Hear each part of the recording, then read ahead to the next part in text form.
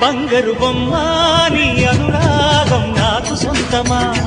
అల్లరి కన్నాయి అనుమానం నీకు న్యాయమా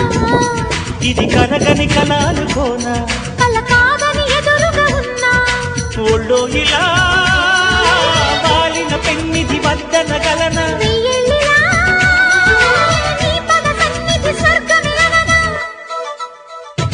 బంగారు బొమ్మ నీ అనురాగం నాకు సొంతమా అల్లరి కన్నాయి అనుమానం నీకు న్యాయమా